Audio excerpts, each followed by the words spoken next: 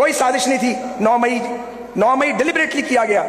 उससे पहले जब हमने नो कॉन्फिडेंस किया, इमरान खान साहब को चाहिए था। मैं ये समझता हूं और मेरी सोच के हामिल हजारों लोग, लाखों लोग ये समझते हैं कि पाकिस्तान को एक नए पॉलिटिकल कॉन्ट्रैक्ट की जरूरत है, एक नया सियासी मुआहदा।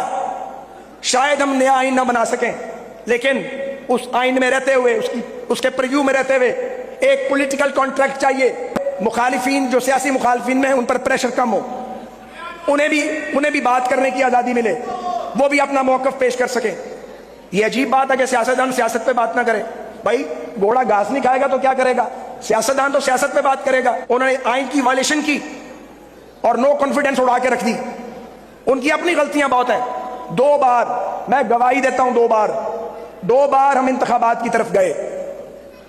जब बड़े मियां साहब ने शहबाज साहब को और हमें लंदन बुलाया और कहा ये गवर्नमेंट छोड़ दें आप, अभी 20 दिन हुए थे, उन्होंने कहा महंगाई की लहर आएगी, जिन्होंने किया वो भुगतें, मैं क्यों भुगतूं? ठीक कह रहे थे। फैसला हो गया।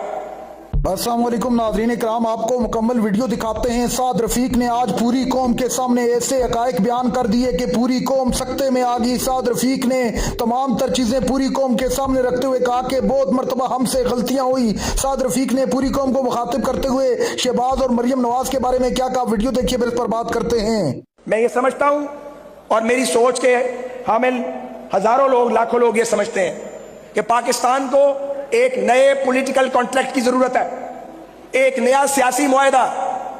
शायद हम नया आइन ना बना सकें, लेकिन उस आइन में रहते हुए, उसके प्रीव्यू में रहते हुए एक पॉलिटिकल कॉन्ट्रैक्ट चाहिए, एक नया मिसाके जमहूरियत, एक नया मिसाके मईशत, जिसकी बात शहबाज शरीफ साहब ने की थी और उनका मजाक उड़ाया गया था। वो आज भी उतनी वैलिड बात है। मिसाके मईशत भी चाहिए, मिसाके जमहूरियत भी चाहिए। और जब सियासतदान बात करेंगे तो रियासती इदारों से हम तवक्को करते हैं, वो एस्टेब्लिशमेंट हो या दरिया, कि वो उस प्रोसेस की हिमायत करें, उसको सपोर्ट करें, ताकि पाकिस्तान एक ताकतवर मुल्क बने। एक न्यूक्लियर पाकिस्तान, माशी दबाव में और कर्जों के बोझ तले दबा हुआ न्यूक्लियर पाकिस्तान सरवाइव तभी करेगा अगर यहां पे हार्मनी पैदा होगी, अगर हम एक दूसरे से बात करेंगे। जब आप जंग लड़ते हैं 2 मुल्क, तो उनके भी डीजीएमओ एक दूसरे के साथ गुफ्तगू करते हैं। तो हम एक दूसरे के दुश्मन नहीं हैं, हमें एक दूसरे से बात करनी है। और मैं फिर कहूंगा तकरार के साथ कि हमें इस मुल्क में और इस दरखास्त पे गौर किया जाना चाहिए, हर सतह पर इसको संजीदगी से लिया जाना चाहिए कि इस मुल्क में वो कुव्वतें जो आईने पाकिस्तान को तस्लीम करती हैं, जो पाकिस्तान के परचम को सरबुलंद करती हैं, उनका कितना भी इख्तलाफ है, सियासी या अदारा जाती या धड़ेबंदी का इख्तलाफ है, उन्हें एक नुक्ते पर आना पड़ेगा, कॉमन पॉइंट्स के ऊपर, ताकि पाकिस्तान के बैरूनी दुश्मनों और जो दहशतगर्दी का हमें शिकार करते हैं, जो दरिंदे बम चलाते हैं इस मुल्क में, बेगुनाहों का खून बहाते हैं, हमारी फोर्सेस पे हमले करते हैं, जो कौमी इमलाक को नुकसान पहुंचाते हैं, उनका हम मिलकर मुकाबला करें। पाकिस्तान प्रेशर में है, रियासत दबाव के अंदर है। यह हमें ना बताया जाए कि रियासत दबाव में नहीं है। हम ज्यादा जानते हैं, सारी जिंदगी पॉलिटिक्स की है, लोगों की पल्स पे हमारा हाथ होता है, सियासी कारकुनों का। रियासत को अगर दबाव से निकालना है तो फिर आईने पाकिस्तान को मानने वालों को एक एजेंडे पर आना पड़ेगा। वो मिसाके मईशत का एजेंडा भी होगा, वो मिसाके जमहूरियत का एजेंडा भी होगा, तब पाकिस्तान सुपरसोनिक स्पीड के साथ आगे जाएगा। ज्यादतियां तो बहुत हुई हैं, रियासती अदारों पे हमले किए गए। 9 मई डिलिबरेटली किया गया, कोई साजिश नहीं थी। 9 मई डिलिबरेटली किया गया। उससे पहले जब हमने नो कॉन्फिडेंस किया, इमरान खान साहब को चाहिए था नो कॉन्फिडेंस का जमहूरी तरीके से मुकाबला करते, उन्होंने नहीं किया। उन्होंने आइन की वायलेशन की और नो कॉन्फिडेंस उड़ा के रख दी। उनकी अपनी गलतियां बहुत हैं। 2 बार, मैं गवाही देता हूं, 2 बार हम इंतखाबात की तरफ गए।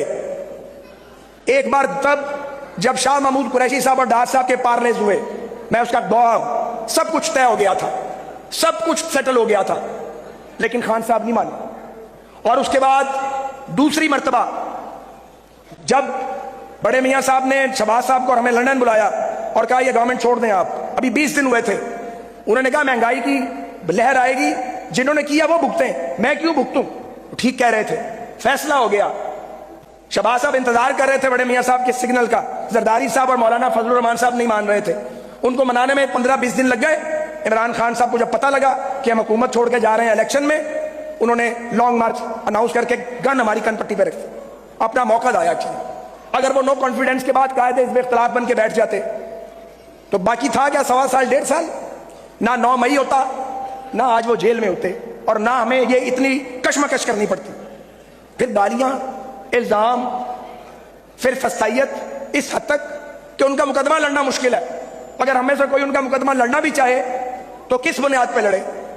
अपना केस खराब किया, कोई गारंटी देने को तैयार नहीं है कि ये बिहेव करेंगे। बिहेव से मुराद ये नहीं है कि ताबेदारी करेंगे, कि जमहूरी रवैया अपनाएंगे, कोई जमानत देने की पोजीशन में नहीं है। तो इसके बावजूद मैं सब ये कहने के बाद कहना चाहता हूं, ये दुरुस्त कहा गया, किरदार मियां नवाज शरीफ साहब को अदा करना पड़ेगा। मेरे वो कायद हैं, उनसे रूह और दिल का रिश्ता है, ऐसा रिश्ता है जो अल्फाज में हम बयान नहीं कर सकते। उनका दिल जो है वो जख्मी किया गया है, उनको बहुत तकलीफ पहुंचाई गई है, लेकिन रोल उनको प्ले करना चाहिए और रोल उन्हीं को प्ले करना पड़ेगा। वो सबसे बड़े हैं इस वक्त, उन्हें आगे बात करनी पड़ेगी एस्टेब्लिशमेंट से, पीपल्स पार्टी से, बाकी सियासी कुव्वतों से। वो क्रेडिबल लीडर हैं ताकि पाकिस्तान आगे बढ़ सके, ताकि ये तनाव कम हो, ताकि हमारे मुखालिफिन जो सियासी मुखालिफिन में उन पर प्रेशर कम हो, उन्हें भी बात करने की आज़ादी मिले, वो भी अपना मौक़िफ़ पेश कर सके। ये अजीब बात है कि सियासतदान सियासत पे बात ना करे। भाई घोड़ा घास नहीं खाएगा तो क्या करेगा?